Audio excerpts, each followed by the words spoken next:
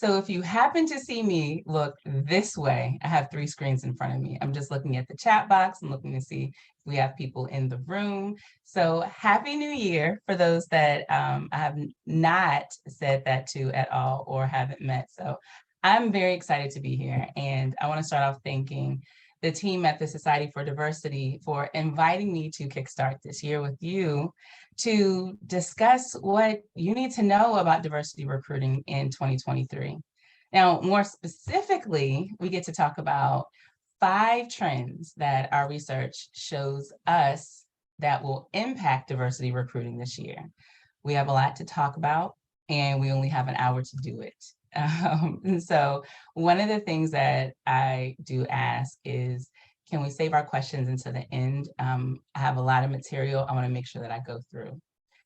And before we get started, I think it's only important that I just take a second to introduce myself so that we are no longer strangers if we've not yet met. So for those that I've not had the pleasure of meeting, I am Jen Tardy. I'm the founder and CEO of Jennifer Tardy Consulting. We call ourselves Team JTC. And just so you're aware, the people who tend to come to us are recruiting leaders and DEI practitioners like yourself. They come to us to help their workplaces build bias-free hiring practices. It's our lane, it's what we do well. And whether we're certifying recruiters through our Qualified Diversity Recruiter program, or whether we are working with hiring managers, or whether we're just consulting to truly get into the data to help you to identify bias, our goal is to make sure that those who are on the front lines of doing this work, like your recruiters, hiring managers, and your interview teams, to make sure that they feel accountable, that they feel confident, and that they have the foundational skills that are necessary to increase diversity. So I've been in this world for about 15 years.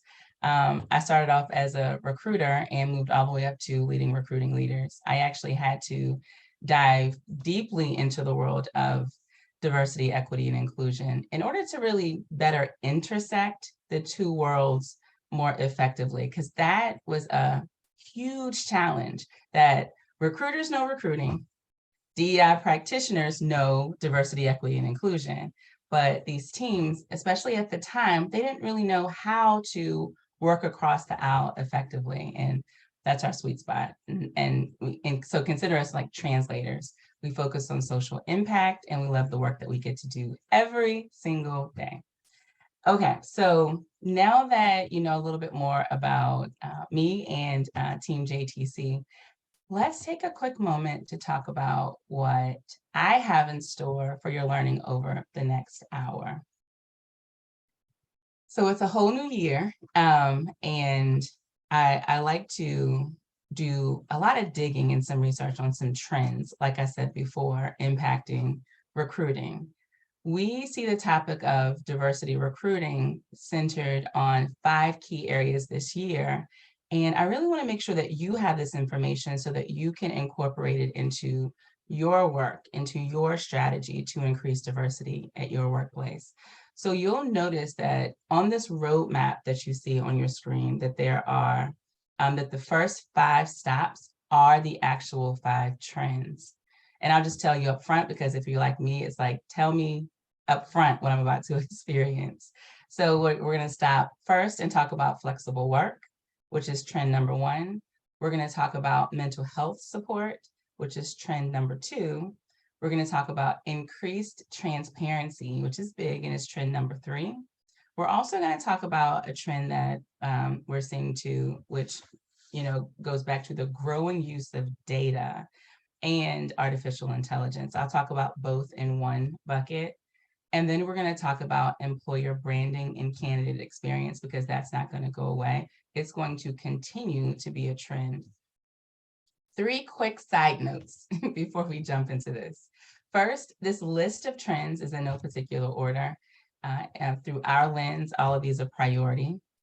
Second, I actually sent over a handout to Amber that you'll likely get after this on purpose, that you can reference after this call. And the handout really is more additional references. So as I talk about these trends, I'm going to share with you some data, but if you're looking for more information and more references to do your own research, then that's what's going to be on that handout.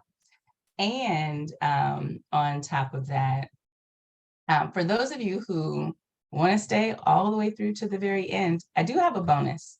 I always like to drop in some additional information that may be not necessarily related to this.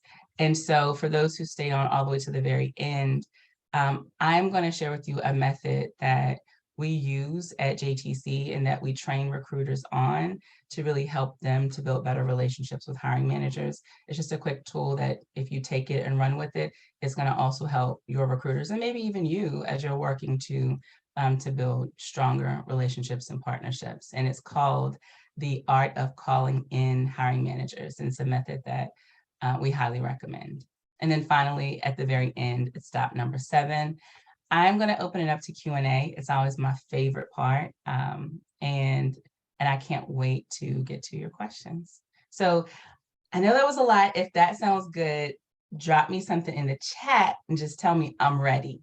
Like if you're ready to hear these trends, just let me know that you're ready. And again, my chat box is over here.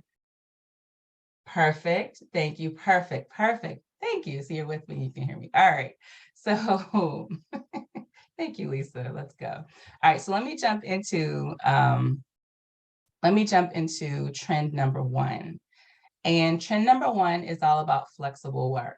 Now, flexible work it's been a topic of discussion over the last several years, especially since the start of the pandemic.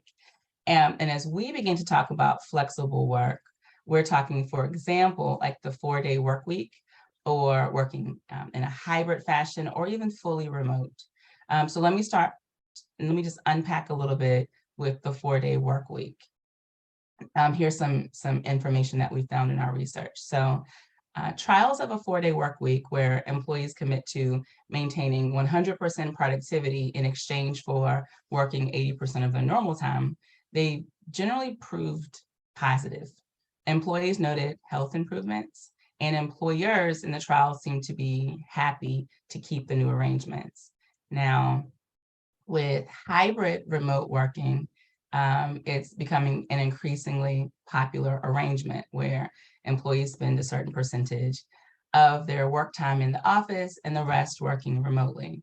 Now, although there are some concerns over inclusion and belonging with remote work, this option seems to benefit diversity.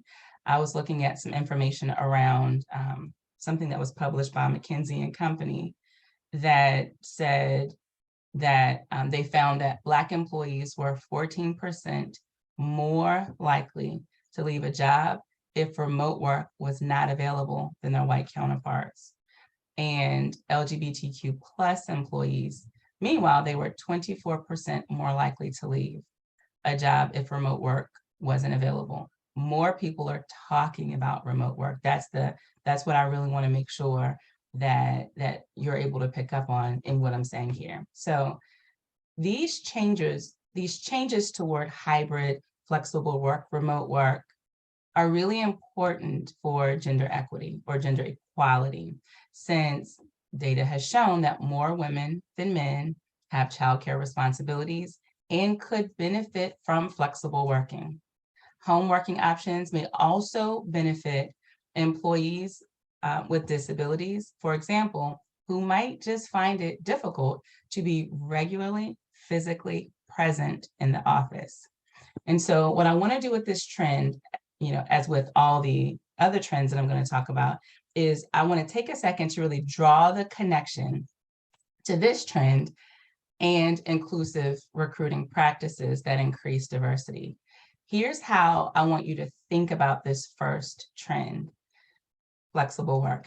If your workplace offers flexible, hybrid, remote working options, talk about it. Encourage your recruiting team to speak to this when they are talking to candidates, to speak to it on their career page, and encourage your leaders to talk about this on social media. But I really want you to go beyond simply sharing what you're doing regarding flexible work, I want you to spend more time talking about why your company is doing it. Talk about the outcomes and the impact that you're working to achieve by instituting flexible work. This is how you begin signaling to people that that you care. It's in your messaging of the why. And if you want to go even further than that, talk about how these outcomes and impact, talk about these outcomes and the impact in connection to social impact, systemic equity. So talk about that in terms of like what your organization is really trying to create. If you can begin to connect the dots for people, it's truly telling a good story about your organization and the values that it has. And talk about how flexible work at your company is helping to level the playing field, especially for people from historically underrepresented backgrounds. That's how I want you to think about using this trend to your benefit. And if flexible work hasn't been something that your organization has been willing to consider, then once you get the handout and you begin looking at the additional data points around it, perhaps you can begin using that to create the business case for what you're trying to do in your workplace. So that's flexible work. So let's take a second and let's move down the roadmap and let's talk about mental health support, to which you're going to see that there's this subtle connection with mental health support and even flexible work. Now, mental health support, trend number 2. There's a lot of growing awareness over mental health issues together with the effects of the pandemic, right? So that more organizations, they're increasing their support for employees' mental health. Now, this might include a number of benefits, such as flexible work schedule, right? Are you seeing a pattern and are you seeing the connection? Some organizations may do on-site fitness classes, and some organizations are actually focused on, more access or access to therapy. And this trend appears to have steadily grown since 2020, and it looks like it's going to continue growing. Now, in the US, this situation around mental health support is so critical that in Q4 of last year, the US Surgeon General released a new framework for mental health and well-being in the workplace. I actually added an image on your screen so that you can see what this actually looks like. So it's coming from the US Surgeon General, and it's a framework for mental health and well-being in the workplace. And so this is a good tool that you can use as well too if you are trying to create a business case around why your organization should work to create policies and practices that further support mental health. Now, although mental health support is a general workplace trend, it may be especially relevant toward diversity, equity, and inclusion, since there is evidence that some underrepresented groups are more likely to be affected by mental health issues, or that some underrepresented groups face barriers to access for care and treatment. So if your organization is able to get ahead of this, then you will be making a significant impact to your current employees and to those that you wish to attract. So now, again, let's take a moment and let's draw the connection to mental health support and inclusive recruiting practices that increase diversity. This is very similar to my recommendations for flexible work from the standpoint of talking about what you're doing and why. And so again, the why is very important here, and drawing the connection to how it's helping to create more equity. In this case, more equity and access to mental health support, health equity. But in addition, it also gives your workplace an opportunity to not only connect mental health support with balance and self-care, which are also main stage topics, especially for women of color who may be working and caregivers and community givers, but it also provides an opportunity, a huge opportunity for your leadership to really role model best practices around mental health support too. So this was a second trend that we were seeing that we wanted to be able to put on the table for you. Now, let's move forward and let's talk about increased transparency, because this continues to also be a growing topic. So trend number 3, increased transparency. Now, when we typically hear people talking about increased transparency, this generally is referring to salary transparency, but it can also relate to reporting of diversity initiatives or diversity goals and outcomes within your workplace. Here's some data for you. Glassdoor and LinkedIn both found that more than half of job seekers regard salary as the top priority, but salary is not often specified. The lack of salary transparency in job advertisements, it is known to disproportionately affect underrepresented groups, especially women. Considering the data shows that women statistically are already paid less than men doing the same work, knowing a salary range is a great way to level the playing field. Now, because, with more conversations around all the secrecy around salaries, it just continues to allow this long-standing gender and racial pay gaps. It continues to allow it to widen, but this transition to greater pay transparency is underway, and there are, in many spaces, there's some legislation that is growing around pay transparency too. One of the sources that you'll see in the handout too actually notes that previously openly discussing pay was considered taboo, and some companies even had policies in play restricting open discussions of pay. It's not the case anymore. It's not just pay though that we're talking about. Employers should also, this is our recommendation, increasing public transparency about actions around your DEI initiatives that are already underway and even progress that's been made, but few companies are doing it. I think that the research showed that around 11% of companies are disclosing their actual and measurable targets directly. And maybe some companies just aren't ready yet. This is what the data is showing. However, we're seeing this trend. We're seeing that there's going to be a change around it as more organizations ramp up their DEI initiatives and are more equipped to uphold diversity. So again, and let's draw this connection to diversity recruiting and increasing diversity. In job descriptions, show your salary. Avoid asking candidates their current salary. It's still very interesting to me that we're in 2023, and as I'm training recruiters, I'm still sharing with them, stop asking candidates their current salary. There is no business reason to know what a person is currently making. I remember once sitting and talking with a VP when I was working in corporate America, and I was working with a VP. I was in recruiting, they were in the business, and we went back and forth for like 30 minutes talking about this, that there's no business reason to know a person's current salary unless you're really trying to see the minimum you can pay them and still be within your budget. And he kept saying, well, no, it's an indicator to a person's performance, or it's an indicator of something else. No, there's so many other nuances to all of that.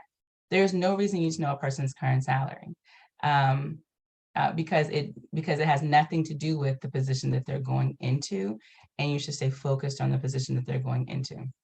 Now, if you've already removed that policy of asking a person's current salary, then kudos to you at your workplace. Now, as for publishing reports around where you are in your diversity, equity, and inclusion initiatives, there are many organizations that may feel like, oh, we're not there, we don't want to publish it. But I really encourage you to reframe that narrative. Talk about what you're doing to move the needle. And that's important too, because we didn't reach a space of underrepresentation overnight. And I talk about this in the training often too. It took us, there were centuries of policies, practices, and behaviors that got us to a place where there's deep underrepresentation in our organizations. And we're not overnight going to reach representation. However, that doesn't mean that it's not okay to speak openly about what you're doing to get there. And speaking openly about what you're doing to get there is not just a great recommendation to do externally as you're working to attract more people into your organization. Talk about it internally as well too. Your current employees, they would enjoy being a part of that journey. What are you doing currently to move the needle in a positive direction? That becomes the question that you answer. You may not be exactly where you want to be yet, but just taking your employees and your community on a journey to what you're doing can be deeply impactful. All right, so that is trend number 3. So now that we talked about flexible work, mental health support, and increased transparency, let's move on down the roadmap and let's talk about the use of data. And then, what it's showing related to data and artificial intelligence. Now, in the context of DEI, this refers, when we're talking about data, what I'm referring to is using an applicant tracking system to monitor bias and track outcomes, right? And so we're actually finalizing one of our guides that's called Why Rates Matter, where we begin looking at which rates you should care about within your organization from a recruiting perspective. And a rate, for example, is the selection rate or the application rate. And so it gives you a better idea when you're looking at your data, you're really answering the question, who's getting ahead in your hiring process? Who's getting left behind in your hiring process? And why? You're starting to see a trend that I love to be able to answer that question, why? So, so when we start talking about data, that becomes the lens through which we're talking about it. And an organization also needs to understand, are there staff from historically underrepresented groups? Are they staying or leaving? And do you have, when you're thinking about diversity or increasing diversity, do you see diversity at all levels? A lot of organizations who are coming to JTC, they begin the conversation saying, hey, we want to look at our entry-level positions. We want, here's what we've been doing. We've been going to universities and then but I'm also having the conversation, well, what's happening when people join your organization? What is mobility like within your organization? What does inclusion look like? Diversity at all levels becomes important. And so data-driven recruiting is the only way to really improve every aspect of your recruiting strategy. Data allows you to optimize every single step of the hiring process. So that's the data part, but we also have to talk about artificial intelligence or AI. Because using artificial intelligence in recruiting, many organizations are using it as a tool to really help to remove unconscious bias. So when you typically hear about AI in recruiting, you hear a lot of organizations say, okay, we're using it to remove unconscious bias, but some organizations are also using AI in other ways too. For instance, AI can transform traditional hiring by making job listings more discoverable to potential candidates. There are AI-powered chatbots, which have become a common tool for HR teams, that they can use them in initial phases of applicant screening and interview scheduling. And so there are other ways that it's being used as well too. But here's my challenge, and every time I talk about artificial intelligence, I always have to give a disclaimer. So here's my challenge or my disclaimer about artificial intelligence. If your organization is using it, my first recommendation is, please don't use it as a replacement for diversity recruitment training of recruiters and hiring managers. Don't use it as a replacement for that, because there are many organizations that are saying, oh, well, we can use AI to mark out in a person's resume any indicators that they're from a historically underrepresented population. But my response to that is that, okay, so even if you're using it in this way, which has its own issues, you're just delaying the inevitable. At some point, candidates will have to interact with your hiring team. And when you enter humans into the picture, also will enter human biases. And so your recruiting and your hiring managers still need training. Now, the second disclaimer that I typically give is that the output of artificial intelligence software is only as solid as the input when it comes to AI. So before purchasing AI tools, gain a better understanding of who's working on these tools and how do they see equity, diversity, and inclusion, and what they've been doing, the actual software developers, if you really want to get down to the nitty-gritty, what are they doing to check their own biases as they're developing these softwares as well too.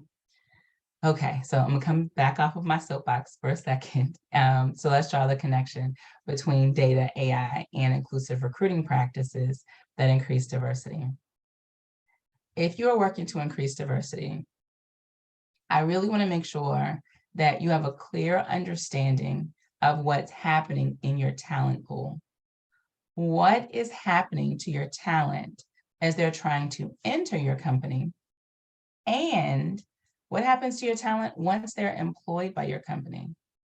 If you're leading this work in the US, I really want you to consider, if you haven't already, in context to data, leading this work really starts with embedding what we call a self-ID campaign or self-identification campaign within your recruiter's applicant tracking system, within the hiring process. A self-ID campaign is one that asks your candidates and later your employees, if you have it for your employee staff, you're asking them if they wish to volunteer demographic data about themselves, such as race, gender, veteran status, etc. So now when you're looking at the actual data, you can better answer the questions that I mentioned before. Who is getting ahead in the hiring process? Who's getting left behind in our hiring process? And why? And don't underestimate the question why part of this sentence, because this is where you begin to locate bias. This is the work that we do most often with employers when we go in to review the data and we find the bias, and then we come back in and we share with you what you have to start and stop doing if you truly want to move the needle to increase diversity overall. And so if I had to get on my soapbox about any one of these trends and really making sure that you do it effectively, it would be this trend right here. Now let's also talk about trend number 5 that we're seeing that's impacting diversity recruiting, and it's employer branding and the candidate experience. Let me just do a quick pause. Am I moving too fast? Or am I going just at a good speed? Drop me something in the chat just to let me know, because it's a lot of things that I'm connecting with you on. So am I moving too fast or am I, okay, good. I appreciate you all. I was telling my team the other day that when we are in team meetings, like my lead team meeting, like it's like spitfire in those meetings. And I'm like, hey, I know I'm moving fast, but once you begin to like understand the language, you can move that fast. And so I know that a lot of this information around trends, these are not brand spanking new trends, but just the way that we're thinking about it and how we're embedding it. I do want to make sure that I'm spending more time on that part too. All right, so branding and the candidate experience. When it comes to trend number 5, employers must show prospective candidates that they are inclusive and showcase their culture of diversity and inclusion. And it's also important to keep candidates engaged during the hiring process to ensure it's a positive experience for them, since it's their first opportunity to experience that employer branding and to get an impression of what it's actually going to be like to work with your organization. So here's some data for you. There was one document that we were looking at that talks about good employer branding is essential because with the current availability of information, candidates now form a perception of your company long before the interview. This is particularly pertinent in the current applicants market. So according to a source, 58% of job seekers, 58% look for a commitment to diversity and inclusion in prospective employers, and 39% won't even apply for a job if they don't believe the organization is inclusive. So this means that inclusive recruiting is important to broaden your candidate pools. And for employers today, your brand is everything. Now, this isn't just limited to inclusive job descriptions. Organizations should create materials that support their unique company culture, distinct company values, and your personal company story. An emphasis on storytelling can communicate an employer brand to prospective candidates, especially if the company showcases the stories of employees from historically underrepresented backgrounds. Now, another source that is in line with the above that notates that this year will be no exception. So you need to put out messages that will appeal to the types of candidates that you want to hire. Let candidates know what makes your employer brand different, which again also connects back to trend number one and number two. If you're doing these amazing things and why you're doing these amazing things, those are the opportunities that you can use to really show what makes your employment brand different. And so related to this, some more research shows that a positive candidate experience is key. Companies need to be prepared to be interviewed as well, as today's candidates are increasingly inquisitive. As a matter of fact, one of the questions that I would ensure that your hiring managers and your recruiters are able to answer are questions around diversity, equity, and inclusion. So what does your organization do to create an inclusive environment? What does equity mean to a hiring manager? How does one's voice get heard with? So just preparing your hiring managers or those who are on the front lines of recruiting, preparing them to be able to answer more of those questions that are now coming in from candidates. In 2023, we're seeing that employers will need to do more to attract and impress candidates during all stages of the recruitment process. Keep candidates engaged by making the process as tight as possible, maintaining communication, and ensuring that your company culture comes through. Inspire them about the company and ensure that underrepresented employees are included in your interviews, but don't tokenize or overload them either. And once we get to the open Q&A, if you have any questions just around like how to do that in a manner that doesn't overload and doesn't tokenize, feel free to drop that into the chat.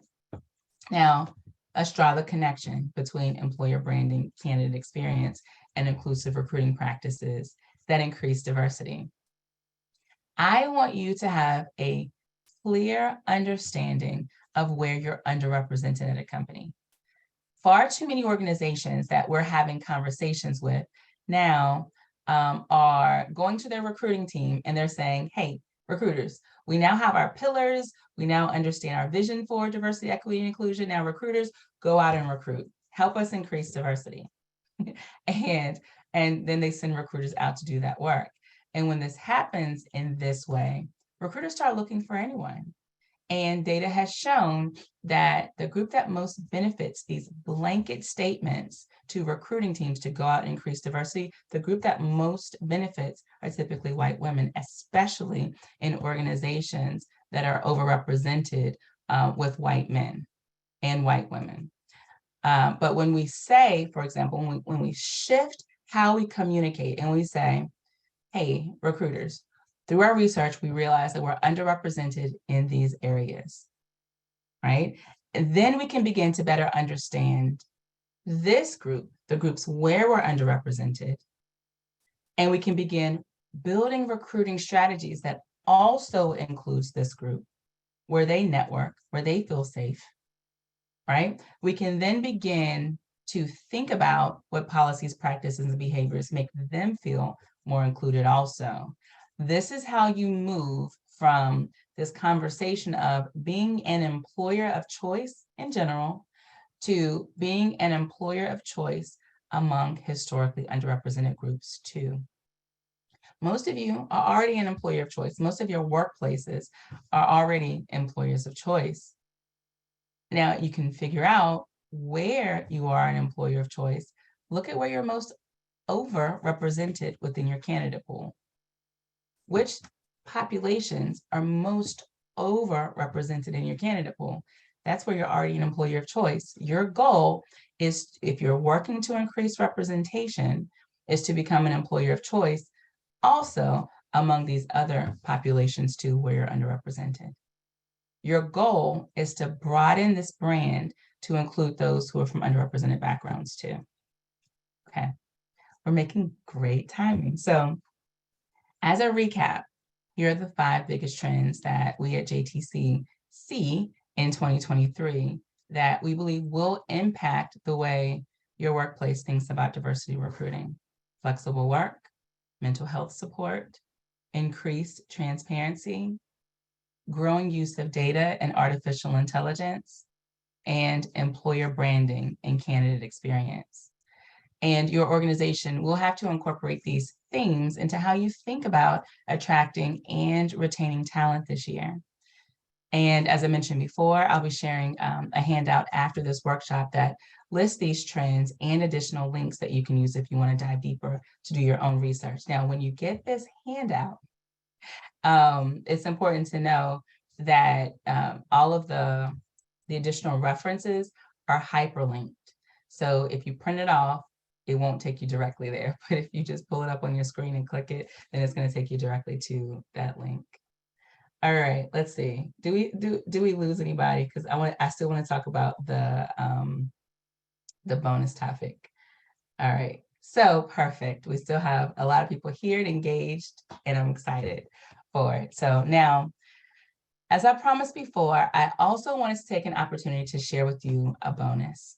We've been talking about trends to help to support diversity recruiting, but I want to take a moment quickly and switch gears to share with you a pretty cool tactic. Do you remember how I told you that that we at JTC, we help to build stronger partnerships between DEI and the recruiting team? Well, we also work hard to do the same thing between recruiters and hiring managers. And when we are training recruiters through our Qualified Diversity Recruiter certification program, we often hear them say, Jen, so now you've trained us, but what about our hiring managers? It's our hiring managers need some help too. You know, we can't only be the ones getting trained because they're part of the problem too. What can we do to call them out when we see that they're the ones that are promoting bias in hiring? How do we call them out, right? And so let's talk about that for a second. So here at JTC, we have a philosophy in the work that we do in diversity recruiting that there's no need to call people out. Now, to some people, that's their ministry. That's completely fine. It's what we feel here, that calling a person out, especially in the space of, you know, working toward a goal to increase diversity, it can sometimes become disruptive and sometimes distracting. And it keeps us all in this loop of guilt, unable to find solutions. So instead, we focus heavily on calling people in. Now, here's how we define it. Calling in a hiring manager means approaching ineffective hiring behavior, emphasis on behavior, from the perspective of first, seeing the challenge through the lens of the hiring manager, then as a partner and advisor, the team, the recruiter and the hiring manager, they work together to course correct so that they can better align to the initiative to increase diversity. The art of calling in a hiring manager is a guide that we created for recruiting teams as they're working to build partnerships with hiring managers and to have those courageous conversations with them in order to eliminate bias. Now, You do not need the guide to follow this model that I'm about to show you, but I certainly want you to know that it's here, and that you can go to jennifertardy.com/toolbox if you find that you want to embed this where you are, but I'm going to walk through it with you so you don't need the guide. But the method that we use to reach calling in a hiring manager, we call it our ABCD calling in method. Here's what it looks like. So there are actually two A's. The first A is assume positive intent. The second A is ask questions, which is my favorite. The B is be conscious of intent. The C is communicate impact. And the D is draw the conclusion. So let's use the next few slides to sort of walk through what each of these mean. The very first one, which is the first A, which is assume positive intent, this is something that it's a mindset thing, and you're really asking yourself the question. You're saying, if I truly believed that my hiring manager was not intentionally trying to behave ineffectively, not intentionally trying to piss me off, not intentionally trying to, put bias into the hiring process, then what else could the problem be? That's assuming positive intent. And it all starts there. That's a very important one. And then you move on to the next A. You ask questions. Create a culture of curiosity and inquisitiveness. Your goal is to ask questions. So if you know that their intent, they had positive intent, whatever that behavior was, they had positive intent behind it. But let's better understand what their intent was. And so you have to begin to ask questions to better understand what their intent was. And don't stop asking questions until you feel that you have a better understanding of what it was. And then once you've asked those questions and you have a better understanding, the next thing is speak it, right? State to the hiring manager what you believe they're communicating, what their intent was, and then await confirmation on that alignment. But if you're speaking back to them, here's what I believe I'm hearing you say, hiring manager. If you state it back to them and they say, yep, that's what it was, then you can move on to the next step. But if you state it back and they're like, nope, that's not what I mean, then continue asking more questions, go back to the other A until you both are aligned on what was their intent with the behavior. And then once you are aligned on, yes, here's what I heard you say your intent was with the behavior, and they're like, yep, that was my intent. Now you begin to communicate the impact. So you speak to the outcome. What happened as a result of the hiring manager's behavior, right? You understood their intent, but now you're going to talk about outcomes or impact. What happened as a result of the hiring manager's behavior? And then I want you to draw the connection, which is the D. Directly connect the impact or the outcome to the ability or the inability to increase diversity. Now, 5 steps seems like a lot. And that's the same thing I tell recruiters as well too. But the more you start getting into this and the more you start using these, you begin moving through these very, very quickly. I use this all the time just by nature already, because this is how you begin to show yourself as a peer and as an advisor when you're working with other people. This works whether you're a recruiter and a hiring manager, or whether you're just trying to work with people who are outside of your department or inside of your department on a regular basis. So try this, the art of calling in a hiring manager, and hopefully that works well for you too. Okay, so now, right on time, I sincerely appreciate all of the time that you all spent just hearing out the 5 trends, and I definitely want to take some time and open it up for your questions.